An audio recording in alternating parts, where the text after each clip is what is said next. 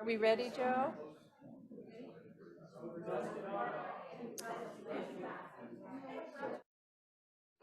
Ladies and gentlemen? Oh dear, I'm not quite ready.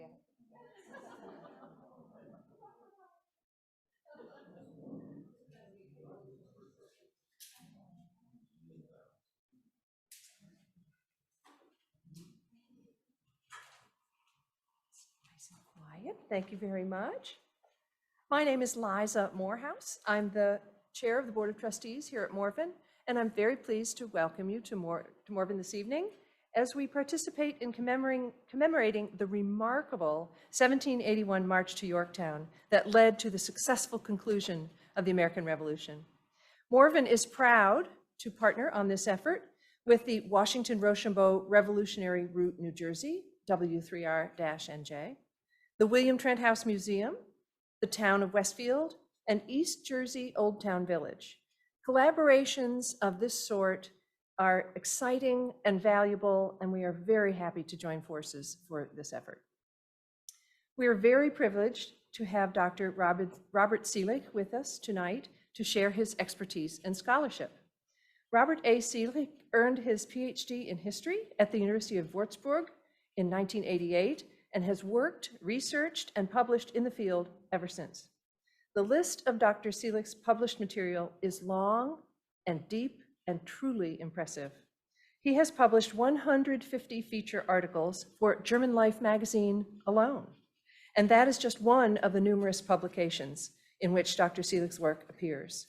He has also published more than 100 articles in American and German scholarly and popular history magazines over more than 20 years.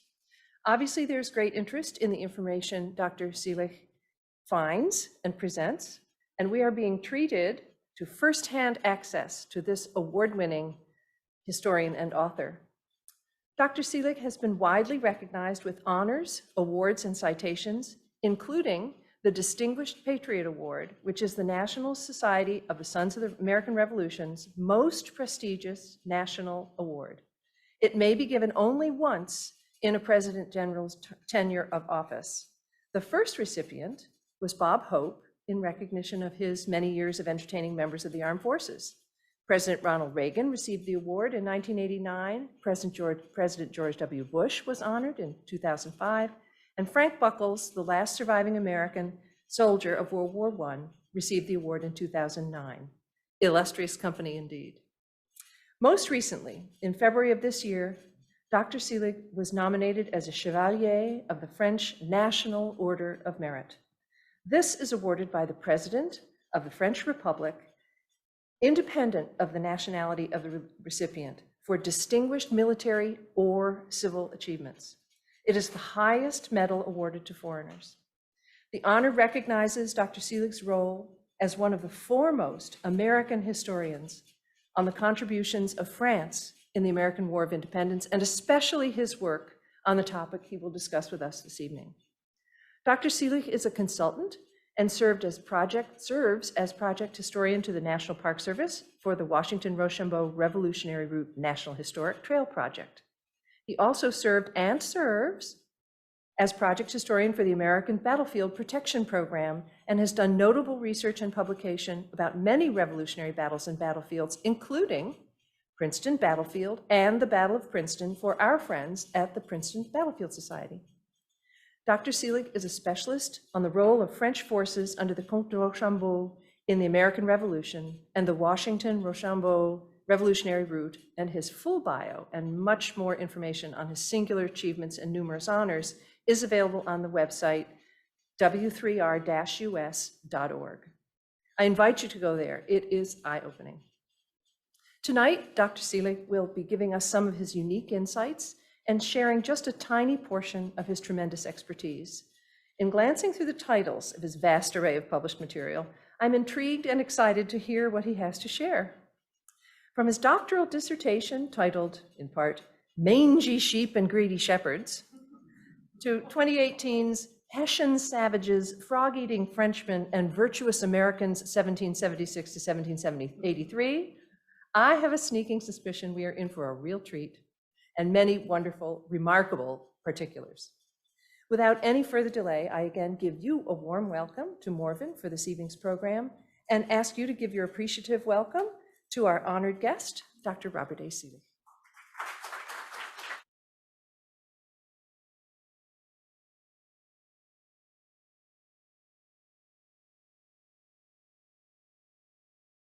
Thank you very much for this introduction. You sure did dig into my past. I'm just glad you didn't find everything as you were digging. That's very kind of you. I have been in this field for a while. I've spent a lot of time at Princeton in Battle of Princeton, ABBP projects, doing research on W3R and assorted projects that I was working on as part of the American Battlefield Protection Program up at Firestone Library. I have a wonderful library up at Princeton. We'll be going there tomorrow.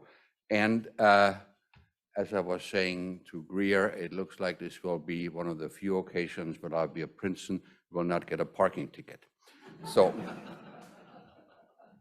without further ado, I want to talk a little bit today about this topic, reflections on 1781 Princeton, exploring the road to Yorktown. And you've had time to look at and to read the text that's in there. It gives an overview of what I want to be talking about, because just looking at the numbers and comparing it with the fact that there are only about 350 people living in Princeton at the time, when you have thousands of people and thousands of animals coming through, it was clearly a couple of days to remember for the people living in Princeton and in the neighborhood. I can imagine a small community with 60 houses or so and thousands of people. There must have been like a herd of locusts descending on the neighborhood. And so here he is, the Comte de Rochambeau.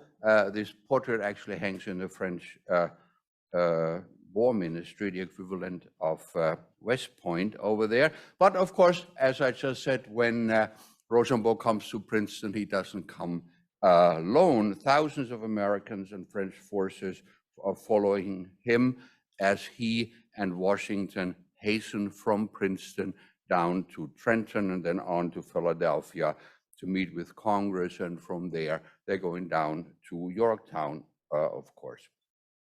The roads that they are taken, the land and water roads that these two generals and their armies are taken, were designated by Congress and signed into law by President Barack Obama in 2009, March 2009, as the Washington-Rochambeau Revolutionary Road.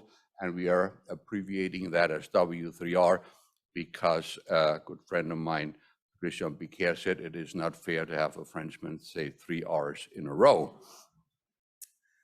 What is Washington-Rochambeau Revolutionary Road?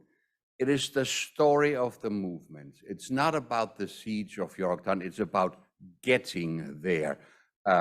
From New York, from Rhode Island, in between June, September 1781 and back north again, the Continental Army in November, December 81, French forces in the summer of 1782.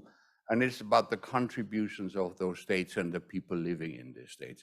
One of the purposes, one of the nice things about this National Historic Trail is the fact that it almost spreads out the War of Independence and the victory at Yorktown.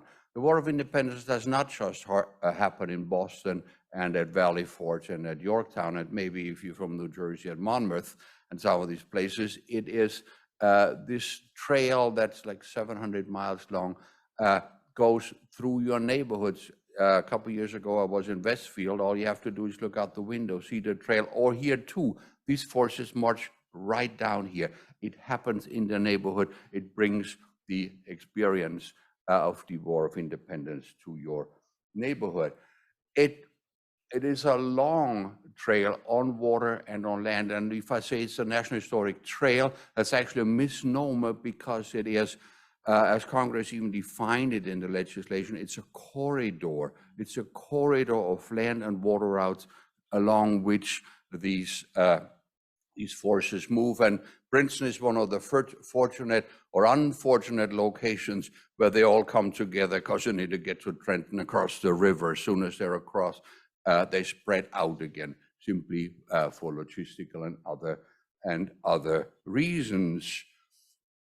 As I said, the goals and purposes of this project are to identify resources in these states, to assist developing plans to preserve and interpret buildings, campsites, etc., to emphasize the important contributions of these states and the citizens, and that I think that is important, the third point, to show this campaign as a diverse, regional, cross-cultural, intra-American, as well as cross-cultural Franco-American experience.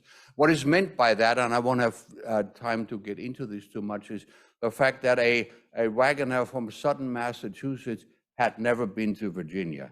That's a foreign country to him, as far as hominy is concerned, hoe cakes, slavery, all kinds of things. You find out what you are by knowing what you are not. This works both with French and Americans. It's the first time that many Americans ever saw a Frenchman on friendly terms, not on the other end of a musket, as in the French and Indian War that had only been fought a couple years earlier, but it's also an opportunity for Americans to get to know each other with potentially long-range consequences, etc. Regionalism is there, but this regionalism needs to be addressed and overcome, whether this is religious, racial, whatever, to create a nation and form a nation. And this War of Independence is a nation-forming process that we have, and this W3R, I think, plays an important role in that. And of course, then the contributions of France and the global character of the war. We tend to think that in 1776, 77, 78, this was the big event. It was not. For France, this is a sideshow. This war goes on around the world. There are over 20,000 French soldiers outside Gibraltar for the longest siege in British military history that goes on for 4 years in there. There's fighting in India. There's fighting in the Indian Ocean. The Duc de Lauzon comes from Senegal, from Africa to come over here. If you look at French expenditures, Rochambeau's campaign costs about 50 million livres. The total French war expenses are over $1 billion, to put this into context. We just think this is the only show in town because, as far as we're concerned, India has become independent long ago. Unless you're Spanish or French or British, you don't really care who owns Gibraltar. And most people can't find Senegal on a map, let's be honest. But the fact that the United States becomes an independent nation is so much more important and has covered everything. And even in India, this is called the American War of Independence, even though it goes on in India for years afterwards until 1788, 1789. So the Washington-Rochambeau Revolutionary Route, Goals and Purposes. And here's our website if you have time or a couple hours to waste. You can spend days on there. Now, having talked, given this brief background, what this National Historic Trail is all about, let's go to the next topic, next point. Why is Rochambeau in America in 1781? Why is he in New Jersey? Why is he marching past Morven in 1781? Well, to put it in a nutshell, we all know that on the 19th of April, 1775, Massachusetts militiamen fire at redcoats at the battles of Lexington and Concord.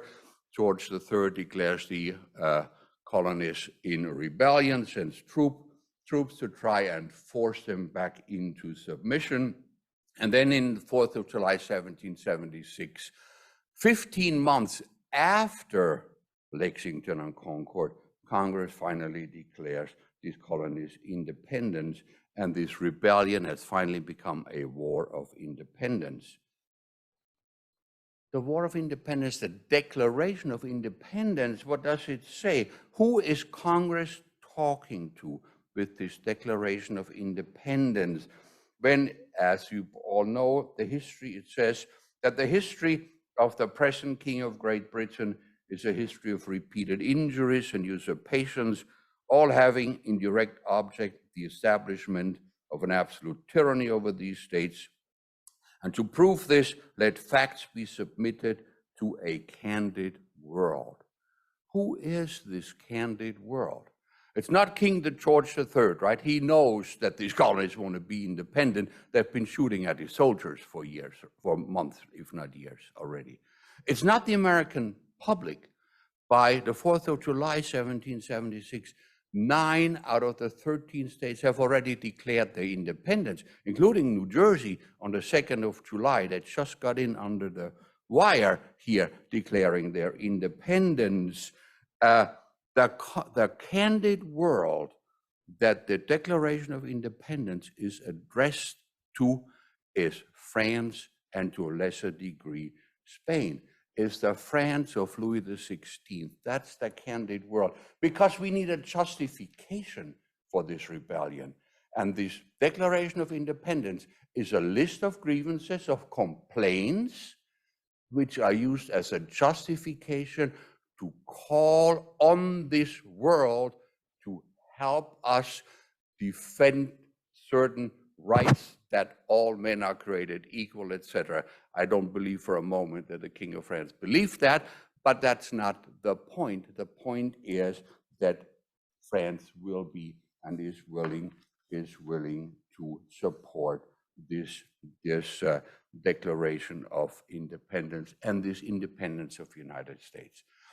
I don't have time to go into reason what's behind why France is doing what they're doing. The important point is that France starts to support these American rebels right away after Bunker Hill, the infantry, artillery pieces, almost 100,000 muskets, et cetera, come to the United States in 1777 already, and are put to good use. If you ever look at this famous painting by Trumbull, The Surrender at Saratoga, there's a cannon on there. And if you look real close, the cannon has dolphin handles. And these dolphin handles are a representative of Valier guns. And I know there are about 50 of them in the United States, but there's not a single one in France. They sent everything over here. The only one that they have, there's one in Denmark, and they have one on loan now from Berlin. The rest is all came over here.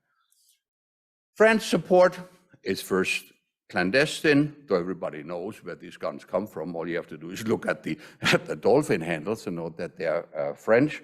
Then come the treaties of amity and friendship in February of 1778.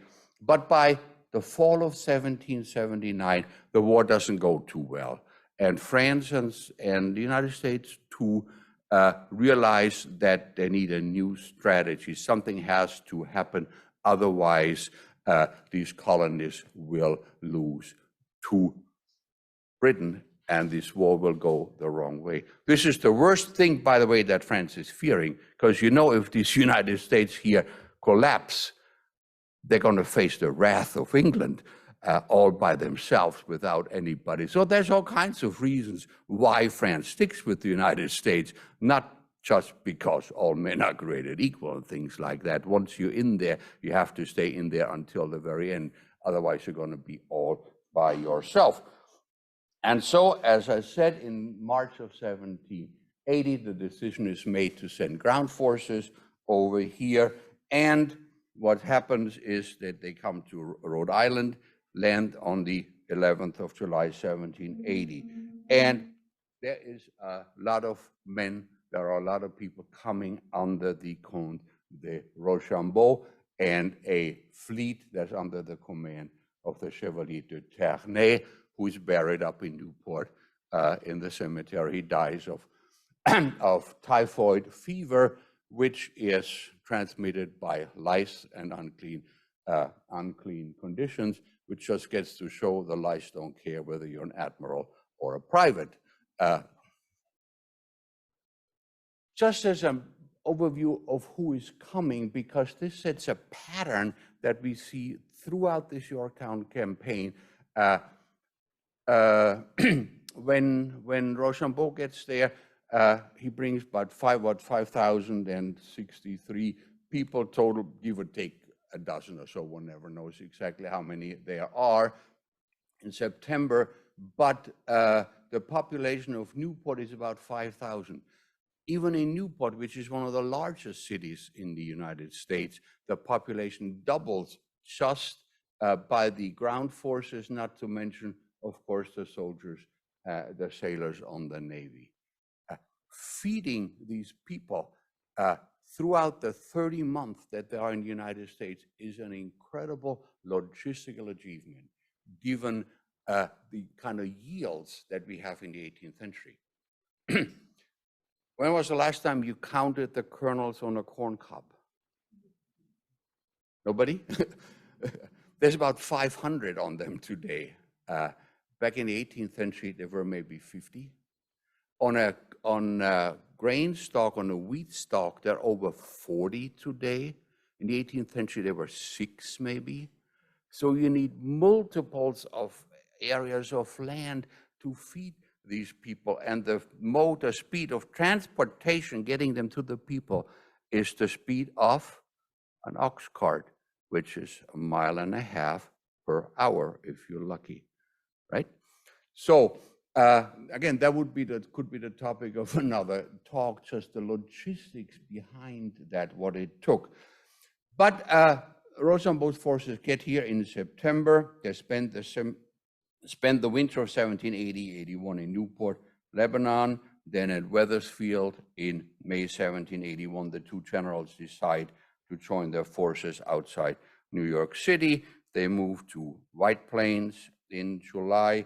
And then on the 14th of August, Washington Rochambeau received a letter from Admiral de Grasse saying he is not coming to New York City, but rather to the Chesapeake. That must have been a major disappointment for Washington. Remember, he was kind of thrown out of New York City somewhat ignominiously in 1776, and he marched all across New Jersey and finally got to Trenton. He said, that's enough, I want to go back. That had been his plan for so long, to take New York City for personal reasons, but also because it's the center of British military and political power. In that thinking, Washington is still an 18th century soldier and politician, just like the British. You take the capital or the center of power, you won the war. He should have known better, shouldn't he? Because what happened when the British took Philadelphia, was the war over? No, it was not, but he's still trying to do the same thing. For Washington, this is a very slow learning process, and his obsession of trying to get New York City is part of this learning process that's going on at the time. Well, when de Grasse says, I'm coming to the Chesapeake, he forces Washington's hand. If this campaign of 1781 is supposed to bring some tangible results, he has to take his army to wherever the fleet is going. And this is why they start the march across New Jersey on the 18th of August, 1781. Who's marching? In the case of French forces, we have fairly accurate numbers, 4,240. Based on this report. Those of you who have ever been in the service know that exact numbers even today are virtually impossible to get, right? But that's close enough, about 4,200. Then we get to the Continental Army, and there could be a surprise here because there's only 2,350, 2,400. That's not much of an army. Is the Continental Army not larger? Of course it is. More than twice as large. Where are those people? They need to stay in New York City to keep an eye on Sir Henry Clinton. He can't take more than that, because if the Continental Army moves to All of them moved to Virginia. Clinton can do whatever he wants to do at march out of New York. He might even get to New Jersey if he wanted to, though I'm told New Yorkers don't like to come to New Jersey anymore. But I've been out here too much, I think. But you get what, about 6,600, give or take a few people already. But who else is in there? We got Continental Army officers, we got French officers, we got wagoners for the French and Americans. We got about 1,000 servants for French officers, because I have yet to find the lowliest second lieutenant who doesn't have at least 2 servants. And if you know how many buttons there are on a French officer's uniform, you will understand why he needs help. These people, these thousands of people, are usually forgotten when we talk about the armies marching somewhere, but they're all part of it. They all need to be housed, they need to be fed, they need firewood for their fires, they need straw for their tents to sleep on. There's all kinds of services that these people provide. In the case of Continental Army officers, they try to, and most of them get away with, drawing servants from the ranks. In the French army, that doesn't work. They bring hundreds of them. They bring hundreds of them with them from France, and then they hire Americans. And there's some wonderful stories about some of these servants, running away. Some of them, I have a feeling, just want to get on the boat to come over here. Much to their disappointment, however, there was not a very large friendly group that they could disappear into. Like Mamaroneck, there's some, but it's not like you're German, right? You get to Pennsylvania, you have half of the state as cousins when you get there. But there's some wonderful stories about these servants. A lot of them went into New York City, actually, to be safe with the British. At least that's what they think. So these are the people, that's a number of people who gets on the way. And here we have this painting that I'm sure that you have seen before. And the reason why I want to show this is that this painting of Continental Army soldiers is a wonderful illustration of the diversity of the Continental Army. This is by Vercher. He's a Swiss officer in the Royal de Pont Regiment. The original is up at Brown University. You see black and white. You see Protestant and Catholic, the Canadian regiment, a lot of them are Catholic, for example. You see French speaking, in the Canadian regiment, some of the companies are speaking French. You see English speaking. We have a German regiment in Maryland. They speak German. The Continental Army in 1781, as it marches through Princeton, truly reflects the different racial, ethnic, religious, ethnic background of this country at the moment of its birth, which is something that we tend to forget. The Continental Army is portrayed as it's white men, usually young, etc., and that is true, but there's many others. In one of the New Jersey regiment, there's actually somebody who's from India. I have no idea how he got there. We got Native Americans, we got blacks, we got Canadians, people who don't speak a word of English. Others are still trying to learn English, even though they were born here. This is the Continental Army as it marches through, and here is some of drawings of French Rochambeau's infantry, and they too are a very diverse group. We have three soldiers in white coats and one in blue. The one in blue is from Zweibrücken, deux ponts, 2 bridges. That's a German-speaking regiment. Most of them are Calvinist or Lutheran. The rest, the French, are obviously all Catholic. These people in the blue coats, they tend to disappear by the dozens, if not hundreds, as soon as they get to Pennsylvania, because, as I said, half the regiment has cousins, and there's some accounts that people meet parents or uncles they hadn't seen in years, and this uncle says, I have a daughter she's a little ugly, but she gets 100 acres of land. What do you say? And bingo, off you go. It's not that hard to disappear as a German-speaking Lancaster County at the time. The reason, just as an aside, the reason why Rochambeau decides to take this regiment, because he knows there are going to be losses. People are going to be dying on the journey across the Atlantic. They're going to be deserters, etc. And he said, let's take a German-speaking regiment because there are potential recruits over here. And they're who? Those are the Hessians that captured at Saratoga and other places. They speak the language. You don't have to teach them. Don't have to teach them French, and they know the drill, etc. Rochambeau tries that. The problem is, as soon as they have their bounty money, they disappear again by the dozens. There's a recruiting station in Philadelphia. Most of them never even make it up to Newport. So Rochambeau stops it very quickly. Again, it's a waste of money. Here are the artillery, workers and miners, and Lauzon's legion, about 300 hussars.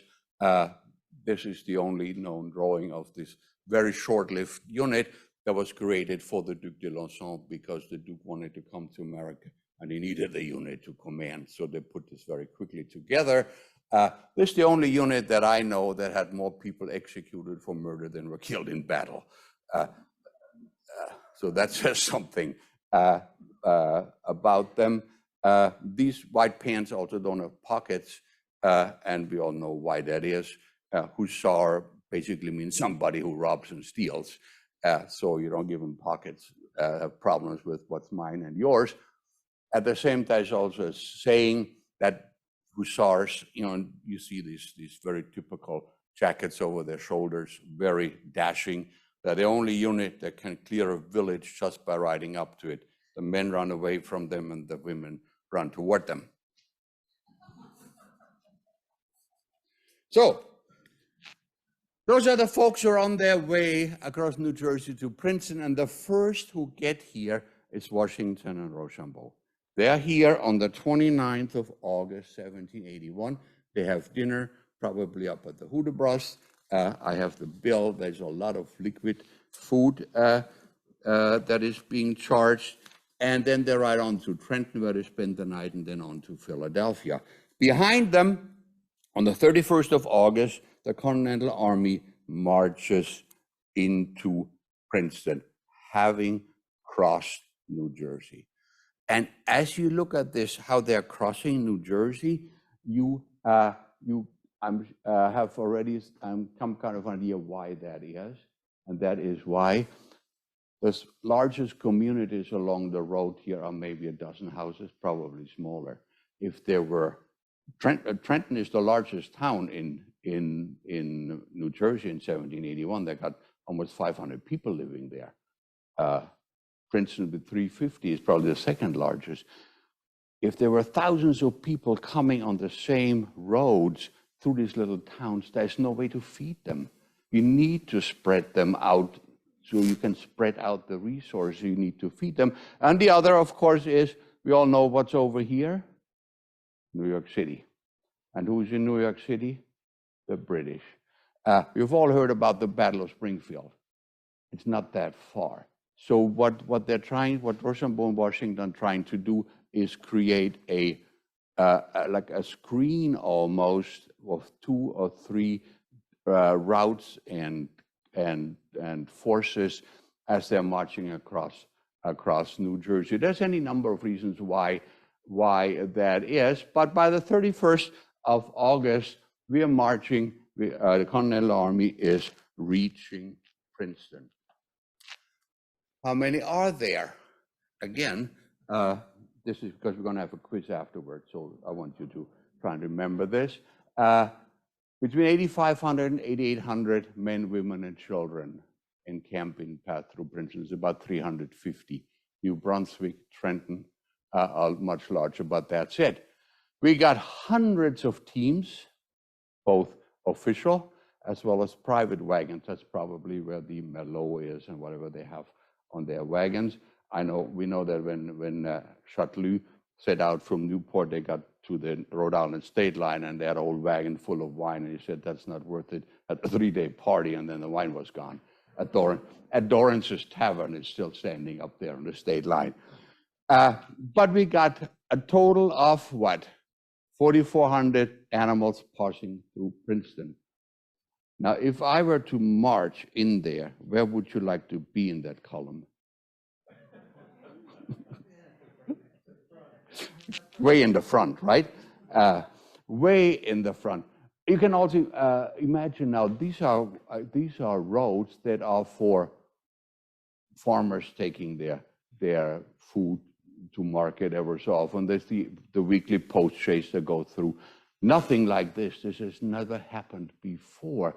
These roads must have been horrible, especially with all the droppings that we have here, because just in case, if we average this out, through Princeton, somewhere along the road, there are like 12,000 gallons of urine of these animals. Yeah. Which is why you now understand when Henry Knox says you could always tell where there was an army camp from the cloud of black flies hovering over it in there. Of course, and then, then there are, these are all aspects that we don't usually talk about when we talk about war, warfare, marches, what is involved in all of this in there, or about battlefield cleanup afterwards. Some of you may know that over at Red Bank, there was just these 12 or 13, now it's actually 14 skeletons that were found in there. So this is just as a little aside here to give you an idea of what these roads must have looked like once these armies were done marching through here. Whatever campsite they were on and the cattle was on, they didn't need fertilizer for years to come, I think. So I said rather than focus on colonels and generals, we want to talk about the enlisted men, what they found noteworthy, now that I'm finally getting there, and I hate to disappoint you. For one thing, there is no American campsite map that I know of. Compared to the French, the American army is still learning everything, the Continental Army. There is no tradition. There is nobody who can actually draw a decent map, because these people are all French volunteers who are in the Continental Army. The only contemporary road map that I found is here from Robert Erskine, about 1780 or 1781. All right, it's Princeton, and he indicates a church here, but beyond that, he doesn't even say where these roads are going through. We assume that this is going down to Trenton. There's not a lot that Erskine shows us. Collis in 1789 bases his map on Erskine. It's a little better here. Here's Yorktown, Princeton, here's the college, etc. I said note the mile markers. And this is all the way from New York down to Yorktown. Here's mile 50, mile 51, mile 52. And if you were to drive this, it is exactly, it's correct, because this is measured. And that's wonderful for this W3R project, because what we did down in Virginia, we took Collis's map and put it next to a modern map. All right, see this intersection here? It's right up here. See the ferry here? It's right here. See this intersection here? It's exactly this intersection here. And you can, or then at the other end, here is 96, this is there. See the roads are there coming in. This here, King Street, it's right here. Here we get into Prince Edward Street, how we get in. We did this for the whole route through Virginia, but you could do this just as easily through New Jersey then, following Collis's maps. It's easier the farther south you get from Washington, D.C., right? Once you get out of D.C., you get down to Falmouth, which is that it is.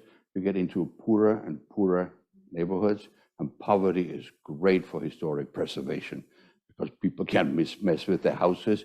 It's still cornfields, etc. But you can do this for all the way across the East Coast on Collis's map. And you'll be surprised how little road patterns have changed. When new roads are built, like one, they just make a new road and it's just straight.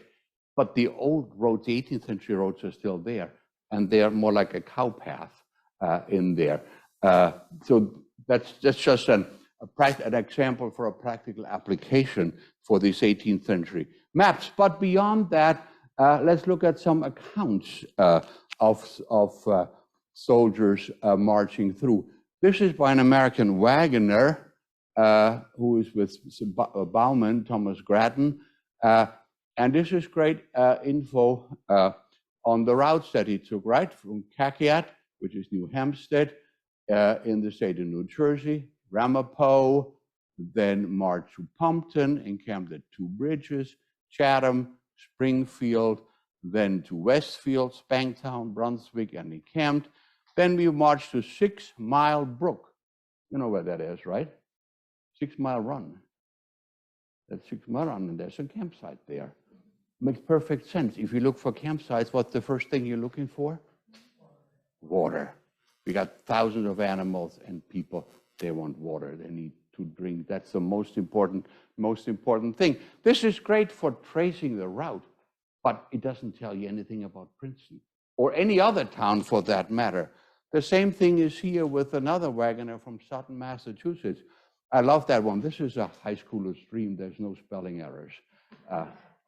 What does it say? To Princeton, right? Into New Jersey. And on the 29th, we marched to Trenton, where our men took the Hessians in the year 1776 on the 25th of December, and there stayed till the 1st of September, then crossed the Delaware River that parts the Jerseys from Pennsylvania, marched to Philadelphia, etc. This is all you're going to find, at least it's all I found, in Continental Army diaries, journals, pension application. The reason is obvious. If you're in a New Jersey regiment and you're marching across New Jersey, what are you going to write down that you think your neighbors will want to know? Nothing. They're also from New Jersey. I mean, you write something down that will be new for people. And, for people from Massachusetts, they're getting into, different cultural. It gets even more interesting once they cross into Maryland and Virginia. Then it's a really different society. But if you are from around here, why would you write down, well, the people in New Jersey eat hominy? Well, everybody eats hominy, right? Why should I write down how to prepare hominy or hoe cakes or whatever it is? Unfortunately, for our purposes, unless there's somebody who keeps a diary just for that purpose, these travel accounts contain very little that's of interest for us and for our project. And as I said, the reasons for this are obvious. There's another one, a 13-year-old soldier from Colonel Van Schaik's New York regiment. He writes, in this way, after passing the Hudson, we crossed the Delaware at Trenton, New Jersey, and marched by the way of Brandywine to the head of Elk River, now Elkton, and then nothing but an old frame warehouse. No, we crossed the Hudson, and then we crossed the Delaware at Trenton. Not very wordy, is he? Asa Reddington of the Light Infantry writes, we remained in the vicinity of Dobbs Ferry till about the middle of August, when our regiment with some select corps marched rapidly up the river, crossed Kings Ferry into New Jersey, and from thence to Philadelphia and into Maryland. Yeah, that's all true, right? But it doesn't really help us. French officers and French soldiers are much more wordy about this, because for them this is all new. And they know if I go back to France, people might ask me what it's like. What is there for me to see? What is different? But one thing, they have people who know how to draw maps. And they put information on there. You all know where this is, right? Route 603. And these taverns are actually still standing in there when you go down along the Canal Road. And then you get into Princeton. And here we're at Princeton, and you know where there is Morven is, of course, right here. and here is the encampment just across the street. Now that's a map I can do something with, right? It shows me where the creeks are, it shows me there's the college, it tells me where the different roads are going. You know, this is clearly Stony Brook. I mean, this is Stony Brook Road, which is what, about a mile from here, just about there. That's the kind of maps that I can do something with. There's another one of these maps by an unidentified officer at the Huntington Library. By the way, you know that these maps are here at Princeton, right? Just up at the Firestone Library, the originals by Berthier. Here's one at the Huntington Library. And again, you'll see where Morven is over there, the college, etc. It's not quite as good, but nevertheless, it helps when you're working on this. And just as an aside, these forces come back in 1782, of course. And in 1782, and this is another manuscript that's up there in the library, Firestone Library, and it says the La Brigade de Bourbonnais Brigade quit the camp in Trenton to go to Princeton, which Monsieur de Belleville had reconnoitered the day before. The water is not very abundant, but through the help of a bâtard d'eau, that's a dam to dam up water, which he had made. There was enough water despite the dryness in Princeton. This is something for your locals. The only creek river that I can think of is Stony Brook down there. Where would you create an artificial dam that holds back water enough for thousands of animals and people? Not when you camped up here. Like I said, it's a mile. Getting there is easy. It's downhill, but you have to go back up here to the camp. After they've marched 12 or 15 miles, if you want to get your people really angry, you tell them there's another mile down there. There's the water that you need. I've been thinking of where that dam, this bâtard d'eau, could have been that Belleville set up to provide water for thousands of animals and people. And I can't really think where they would be, because it's Stony Brook and that's about it, isn't it? There's nothing else around here. But that's just as an aside, that's your homework. But for the French too, the vast majority of accounts are by officers. But one thing that these officers are all pointing out, besides the fact that there are 60 houses and there's really not that much to see in Princeton, except something that they all point out, and this is from Los de Bayac. He says there's a college in there, and there is this planetary machine in copper, similar to the one that's in Philadelphia. And what is that? There you go, the orrery. That's here at Princeton, still created by David Rittenhouse in 1771 for the College of New Jersey. Then this orrery is called an orrery in honor of Charles Boyle, the Earl of Orrery, who paid for it. That's something that they all point out that they went to see, because this is an educational process, educational tour for them as well. But we still haven't talked about enlisted men in the French army.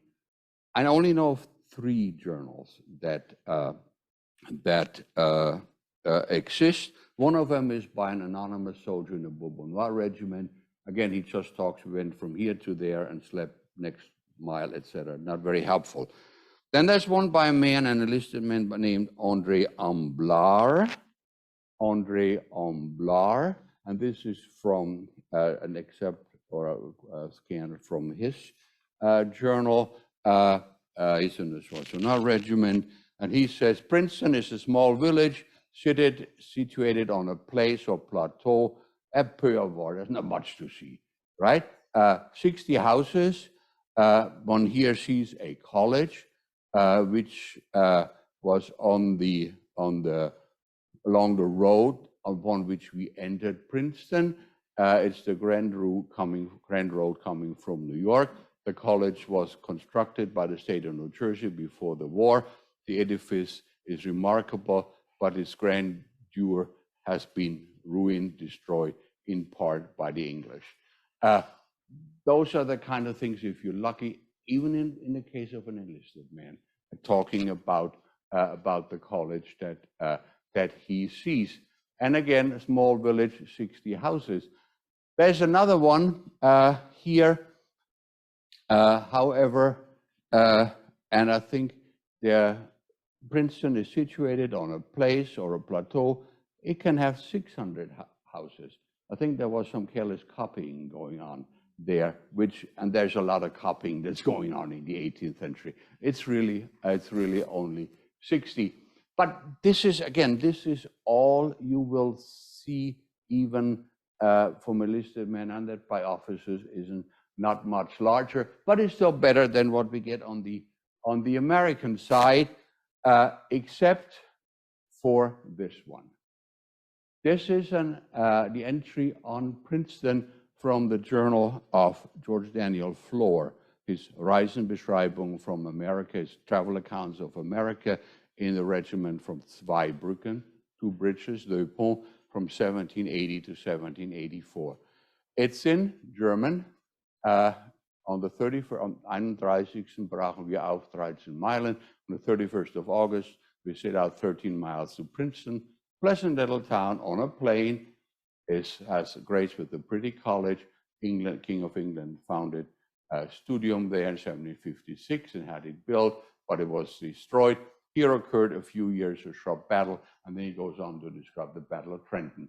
But we will excuse that in the enlisted men. Why is this so important? Who is this George Daniel Floor? This George Daniel Floor, who actually draws us a map of Princeton, for lack of better terms. Here's Princeton, yeah, here's the College of Princeton. Here is Frankfurt, a German, Deutsche Ort. Here's Morristown. Here's Somerset. Again, I wouldn't want to drive based on this map, but the point is, here we have this journal that he writes has 30 drawings, all the way from Newport down to Curacao, because he sails then, French forces sail from Boston to the West Indies. And he's actually captured on his ship by a young naval officer by the name of Nelson. And he describes that as well. Floor was born, 1756, in this little town of Unweiler, which is on the German-French border. It's a small community in the Duchy of Zweibrücken. He's orphaned by the age of 5, and his father dies. He's raised by his single mother, and then on the 7th of June, 1776, shortly before his 20th birthday, he volunteers for 8 years in the Royal de Pont. Here we have his enlistment record.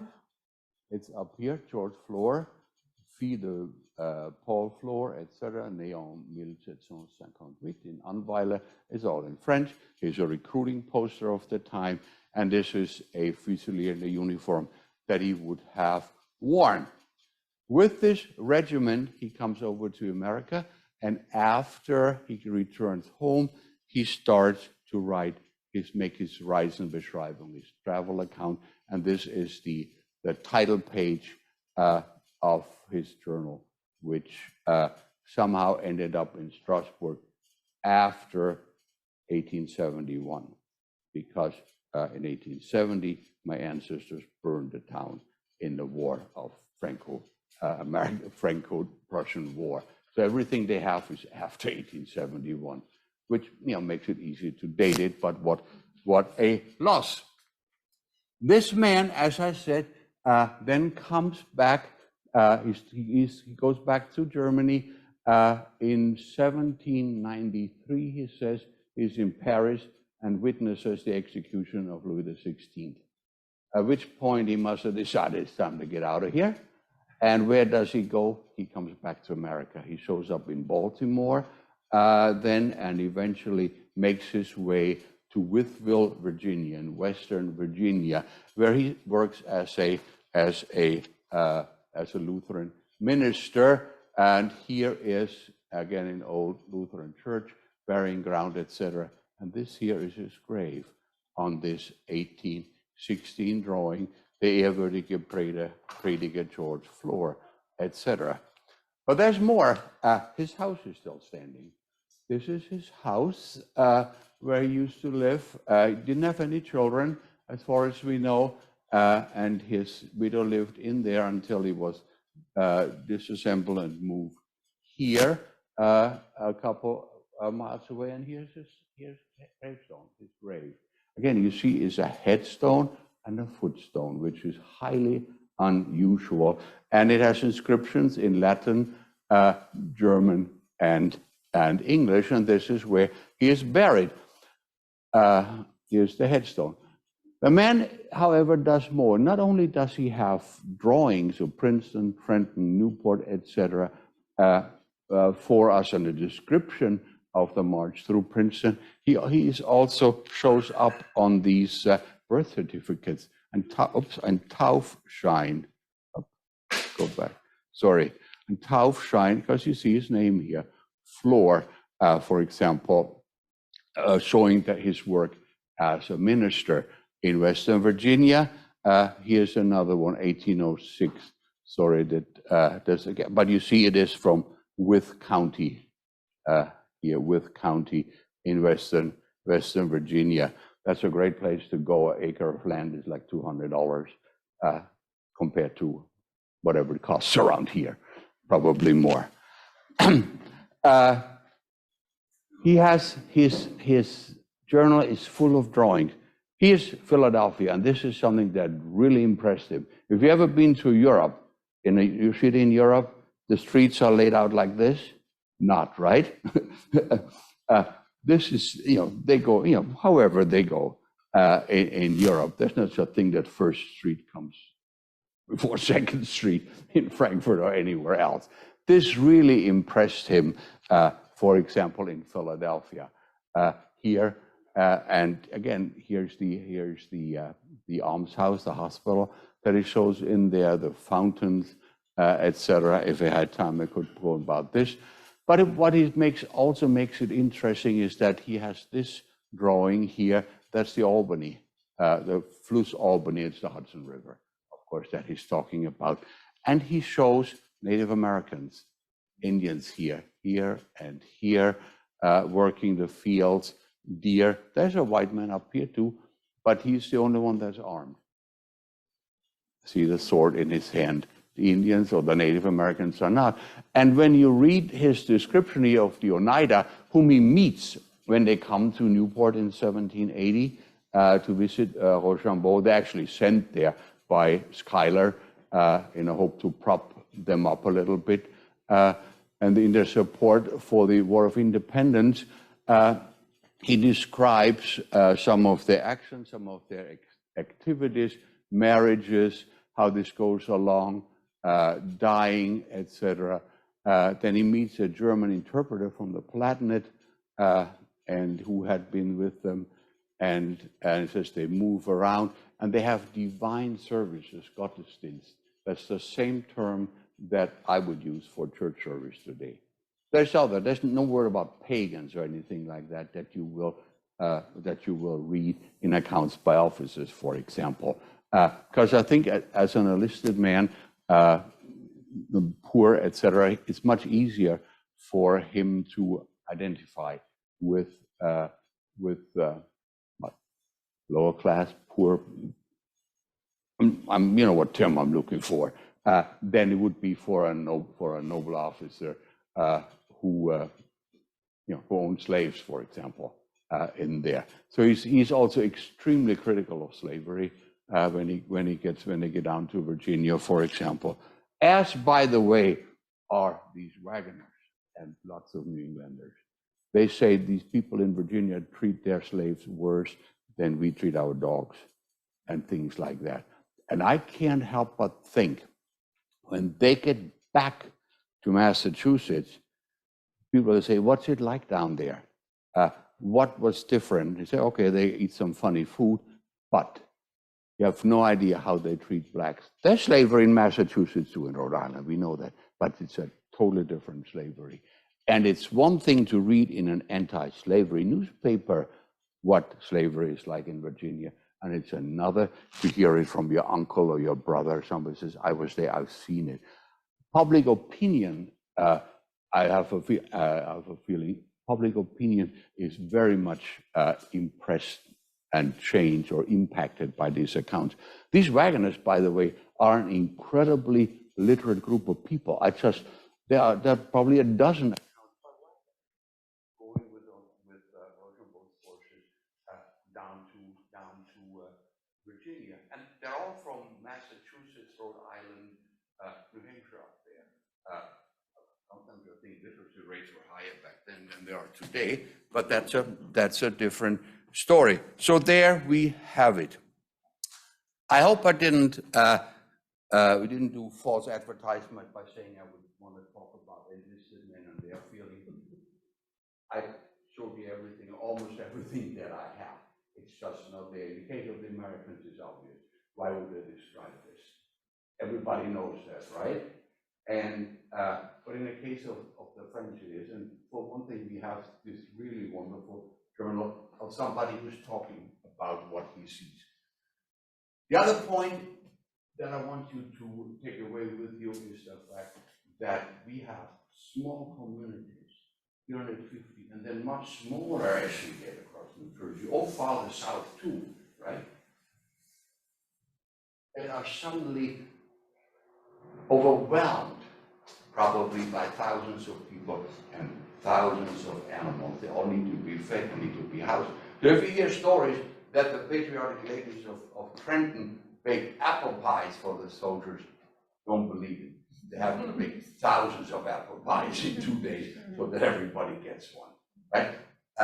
It's an incredible logistical achievement to get these people across New Jersey into Maryland and then down to Yorktown. And this achievement and this feeding and this support can only happen because thousands of people, not tens of thousands of people along the way support this war, this campaign. Not for free. They love it when the French come because they already have a wheelbarrow full of Continental dollars that are worthless. The French pay in gold and silver, which, as one quartermaster says, you know, the Americans are starving and you people living in luxury. Well, sorry, if you can have a piece of paper or a piece of gold, we all know where we're going. That's what I have for today. However, on Saturday, I will be there at the Trent House. If you have time to go there, and tomorrow I'll be speaking again, very locally focused over at Raritan Landing, if you have the time or are gluttonous for punishment. Thank you very much.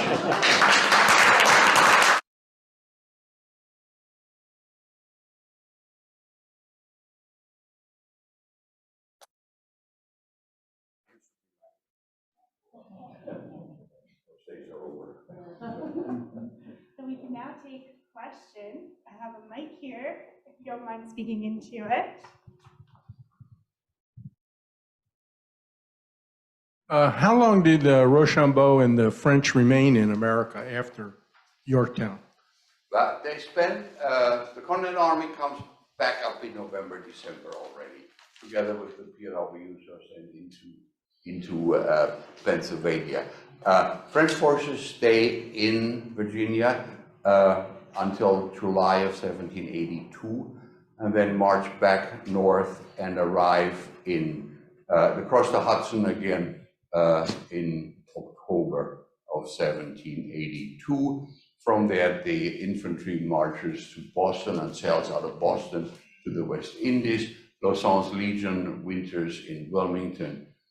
Delaware, they sail out in May of 1783. And then there are a couple, sick, etc., who were done. There's one final boatload of about 85 people. But it's basically 30 months that French forces will be here by May of 1783.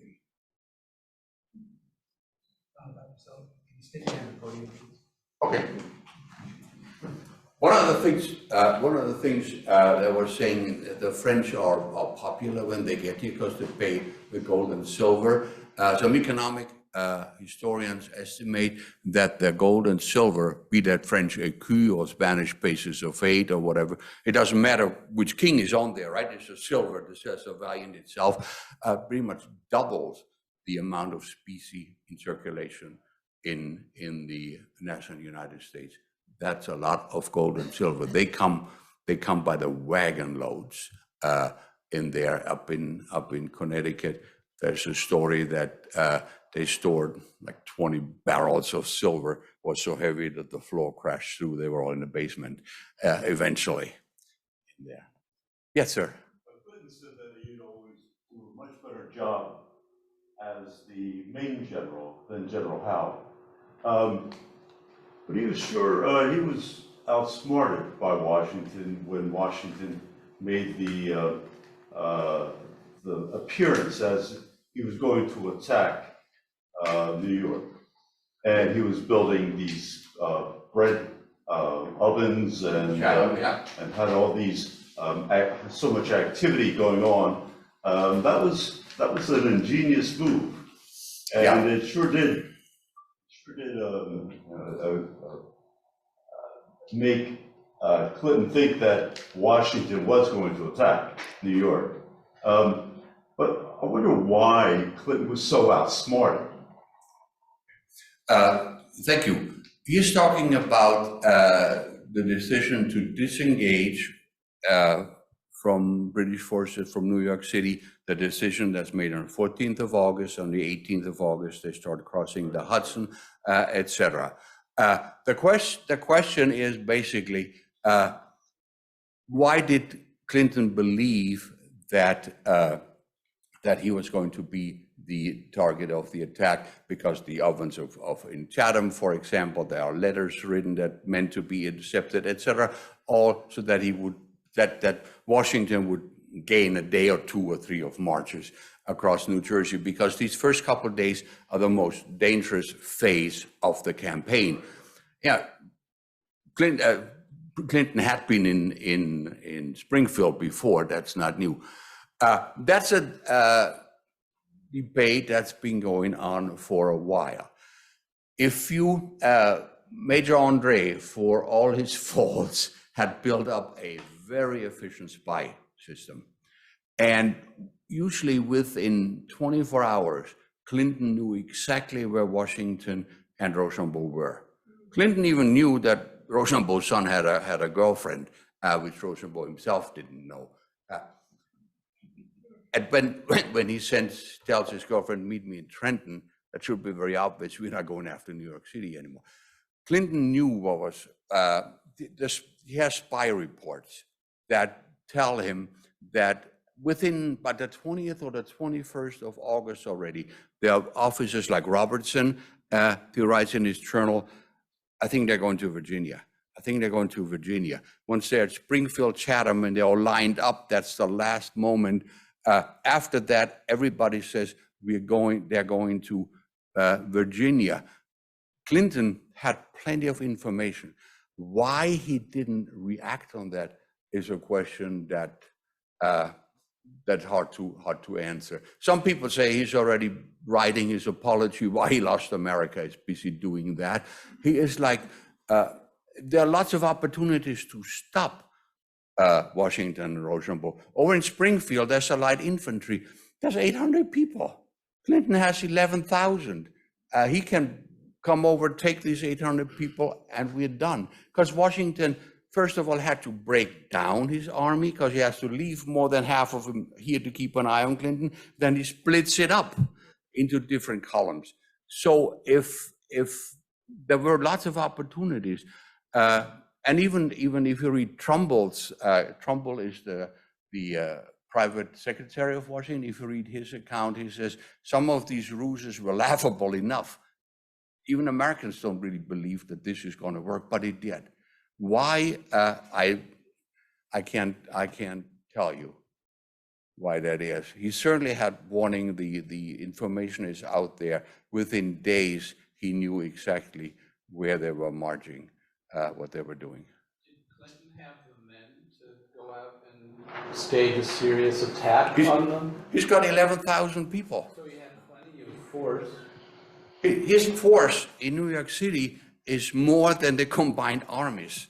And in Springfield, there are 800 men, that's the light infantry. You send 2,000 or 3,000 over like Kniphausen in the Battle of Springfield, and the light infantry is already gone. You march a couple miles farther in Chatham, there are about 1,500 Continentals, because the French army is even farther inland.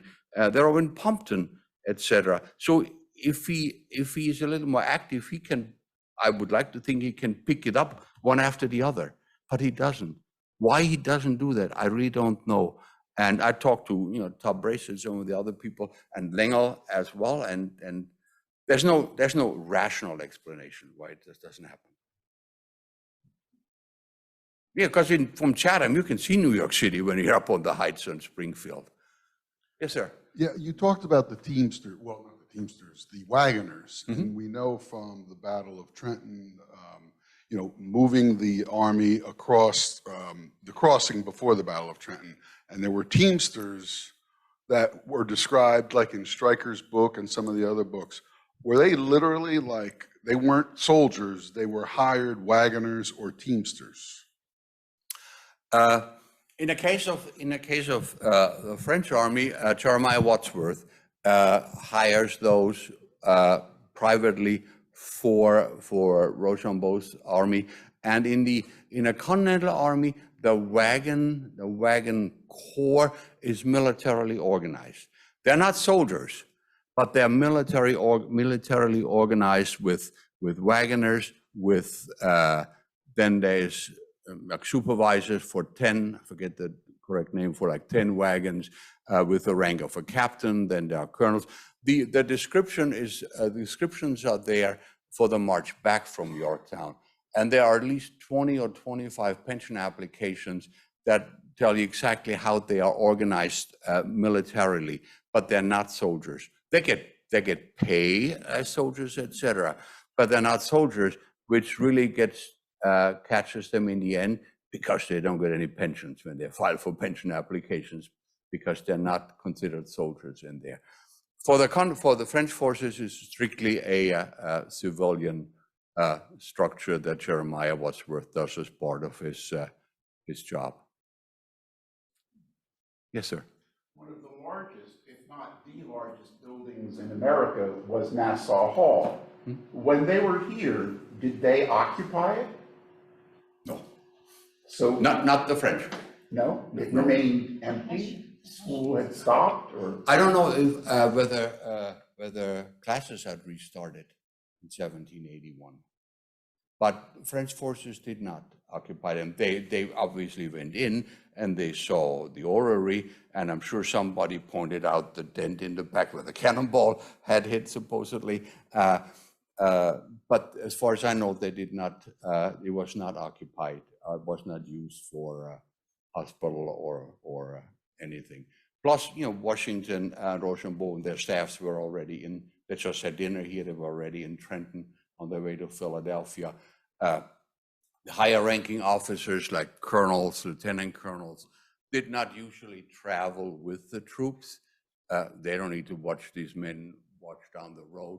For them, that's like a big tour, a staff ride to see things along the way. From Philadelphia, for example, down the river, Mauduit du Plessis takes Rochambeau, etc. Duplessis had been the chief artillery officer in the Battle of Red Bank, so he shows him that Washington takes Rochambeau and his aides, etc., on a tour of the battlefield of Germantown. There are some officers go over to Valley Forge. They're not with them, with the troops at all.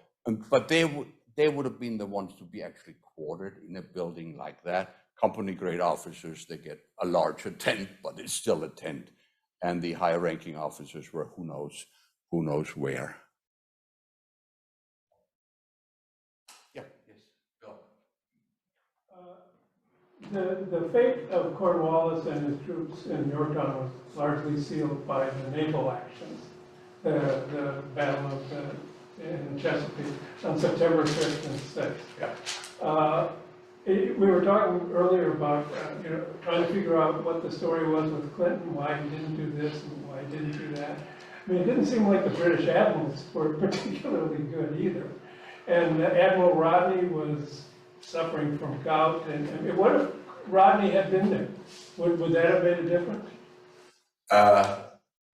Maybe not. For one thing, Rodney had just raided the island of St. Eustatius, and he was accompanying his loot back to England, only to run into a French fleet and lost everything. All he had to show for it was then lawsuits from British merchants from St. Eustatius. What is happening but you're absolutely correct. What seals the fate of Cornwallis is the French Navy. The French Navy, Admiral de Grasse, provides Washington after the Battle of the Capes on the 5th of September with that temporary naval superiority in a narrowly defined theater of operations that he needed to force the surrender of Cornwallis. That's the only time this ever happened in the War of Independence. It doesn't happen down at Charleston when this town is there. He had hoped he could do it in New York City, but de Grasse doesn't come here. It only happens at Yorktown and only once during the War of Independence. But de Grasse doesn't just defeat Graves on September 5th in there and establish a siege ring. De Grasse also brings 3,000 land troops on the Saint-Simon, which add that additional force on the Yorktown side of the siege ring. He also, on his vessels, there are also line infantry troops doing service as Marines. 800 of those are sent over to Gloucester to beef up Mercer, General Mercer, who's over there. Wheaton, sorry, Mercer's down there. Wheaton, who's over there. On the Gloucester side, there is no Continental Army soldier. It's militia, it's Lauzon's Legion, and 800 men infantry that had come with de Grasse. It is de Grasse who sends ships up to Annapolis to pick up about 3,800, the majority of French forces, and take them down to Yorktown so that siege actually can start when it starts. Otherwise, they would have had another 10 days to march from Annapolis or from Spurrier's Tavern down to Yorktown, which could have made a big difference, because we already know that Graves sails back to New York City and they come then and back down to Yorktown. They only get there 3 days after Cornwallis had surrendered. If the siege starts 10 days later, who knows what is going to happen? De Grasse, the impact of the French Navy is felt everywhere on water, in Yorktown, in Gloucester, when the siege starts, you name it, he is everywhere. And it's very interesting. And there's even a representative of the French Navy who is in the surrender negotiations down there. Does anybody know the name? It's completely forgotten. We have Noailles on the French side, and then the young man from South Carolina on the American side. Pardon? Lawrence. Even Washington doesn't think Libert de Ganchin, who is the French representative in the surrender negotiations. And he writes some wonderful letters to his mother saying, I would never have thought that I would ever get off this damn boat, and now I'm here in the surrender negotiations. The role of the French Navy has been pretty much forgotten, even though it is very, very important. Back to the Royal Navy in there. Rodney tells Hood to sail up here.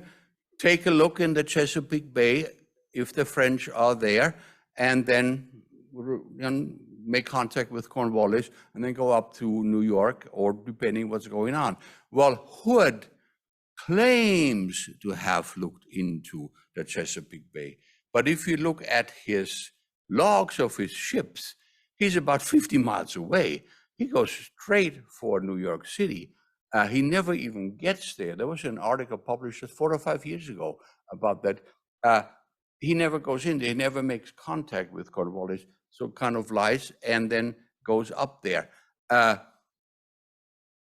When they're up in New York City, when Hood is up there, he urges Graves to come to Yorktown, saying, "De Grasse is on the way. I don't know where he is. I may have missed him." He missed him for 2 reasons.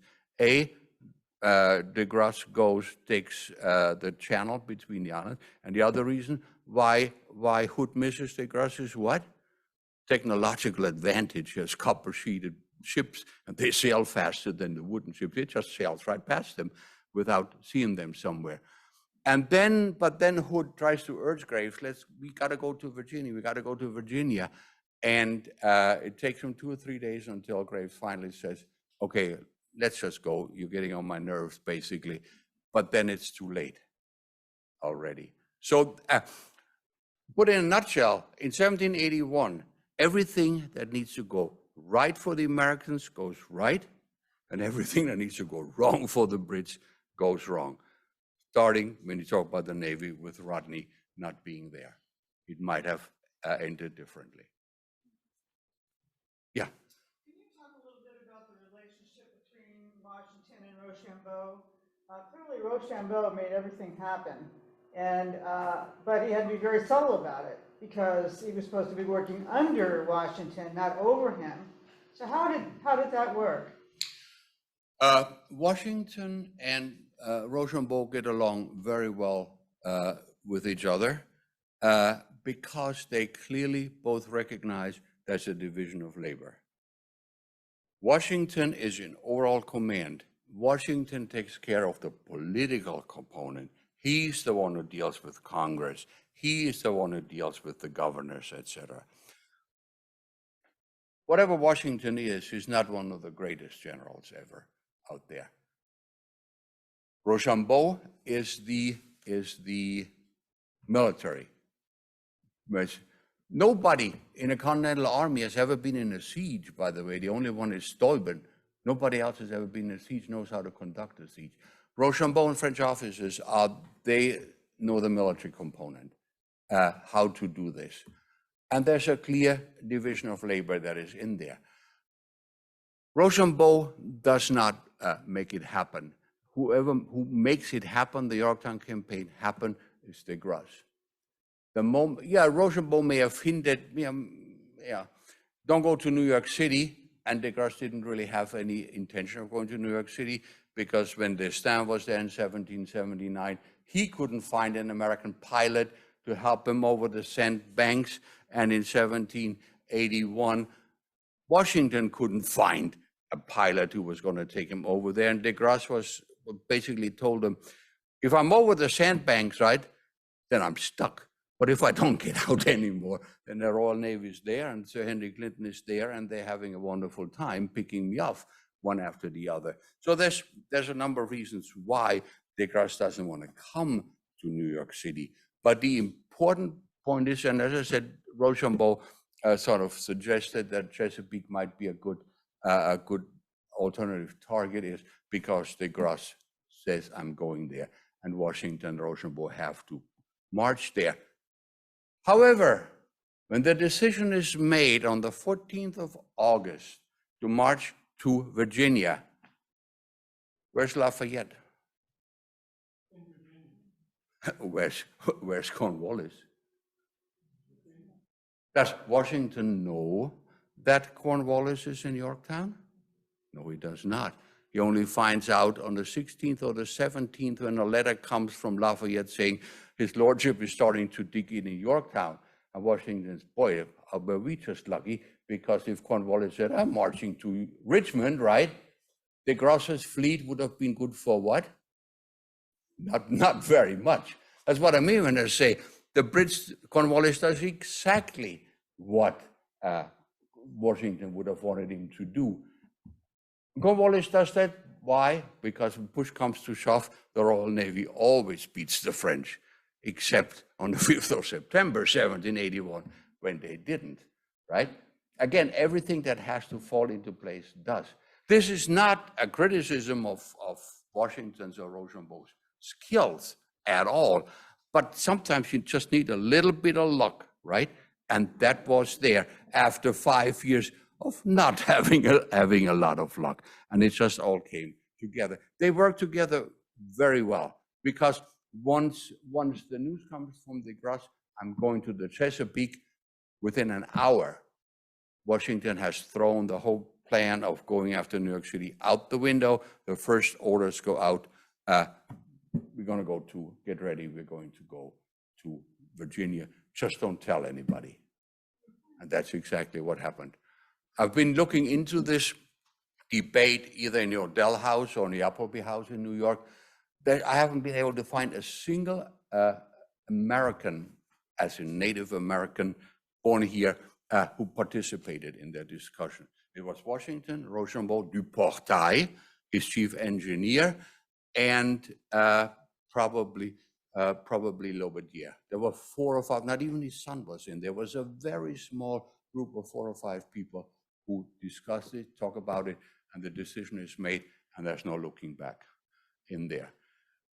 That was, given the amount of information that Washington has and the Rochambeau have, when they make that decision, that was the most difficult decision in Washington's career, because this can go wrong very easily. All it takes is one big hurricane and the Gross is not coming, right? You don't control the weather. All that Cornwallis has to do is say, I don't like it here at Yorktown. I'm march up toward Baltimore, or go back into North Carolina. Then it doesn't matter where the Gross is going. It doesn't help him. And you can make up a long list of what could have gone wrong and what went right. And what went right is then that Cornwallis is forced to surrender, and American independence is won. And this is why we are not drinking coffee and not tea. Good. Well, unfortunately, we are almost at time. I just want to thank Dr. Selig so much for an incredible talk. Thank you all for being here. And as Dr. Selig mentioned, there are a number of other events going on this weekend. Tomorrow night in East Jersey Old Town, there will be a lecture about Raritan Landing, also at 6:30. And then I have this written down, so I'll see if I can remember. The William Trent House was also mentioned, which will be kind of a day-long program on Saturday. And then we also have on Sunday, the 3rd annual March to Yorktown Day Parade and Pop-Up Visitors Festival in Westfield. And that's from 11:30 a.m. to 1:30 p.m. Of course. Well, there you go. Thank you.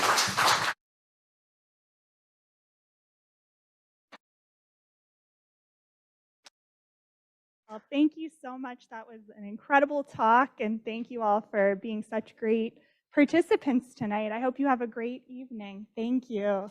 Thank you.